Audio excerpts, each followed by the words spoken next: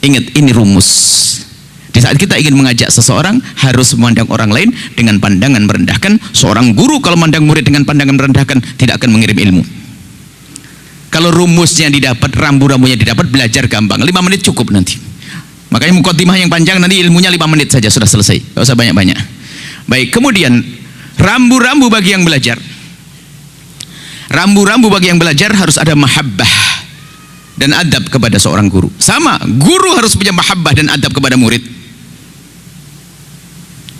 Guru punya adab kepada murid, bukan murid tok yang beradab kepada guru. Imam Ahmad itu kalau sama muridnya hormat banget. Kalau menegur tuh pelan-pelan bising. Negurnya halus. Gurunya beradab sama murid. Guru beradab sama murid, muridnya harus beradab sama guru. Jadi kalau bagi murid, kalau kita menjadi murid, apa yang harus ada pada kita agar ilmu mudah kita dapat? Sederhana, harus ada mahabbah, ada cinta di hati kita kepada sang guru, dan ada adab.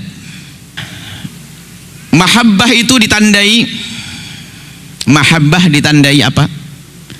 Kita sering mendoakan guru kita. Kemudian yang kedua, tanda cinta kita. Maka kalau kita punya guru, siapapun mungkin yang mengajar kita satu ayat atau apa, biasa akan mendoakan. Dan kalau ada seorang murid mendoakan gurunya, itu adalah kepentingan murid, bukan kepentingan seorang guru. Sebab seorang guru sudah didoakan langsung oleh Rasulullah. Dan semua penghuni langit mendoakannya. Dan penghuni laut mendoakan seorang guru. Maka kalau kita bisa mendoakan guru, keberuntungan bagi kita. Kemudian yang kedua, jangan membicarakan kejelekan seorang guru.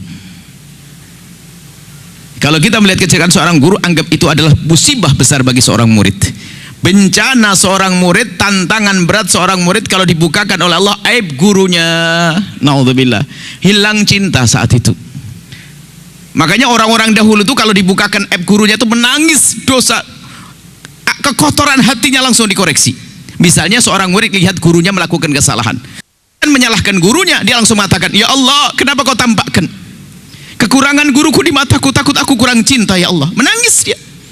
Sehingga mereka di saat mau belajar, lihat Syekh Hashim Asy'ari dalam kitab Adabul Alim wal Muta'allim, beliau menyebutkan salafuna, ulama dahulu itu kalau calon-calon waktu sebelum menjadi ulama, kalau mau belajar itu bersedekah.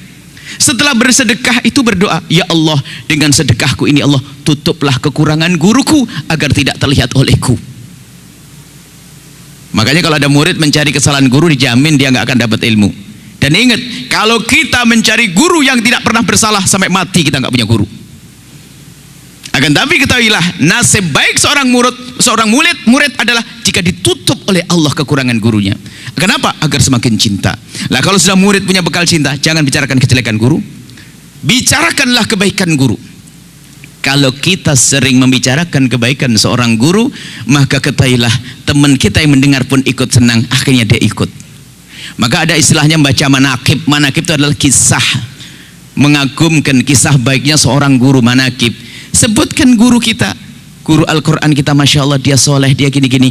Kalau kita bercerita kepada sahabat kita akan terpesona. Setelah dia terpesona akan ikut dia. Lihat, mengajak orang dalam kebaikan. Tapi kalau kita ngomongin kejelekan seorang ustadz, lihat, kita tidak akan dapatkan ilmu. Ada mahabbah.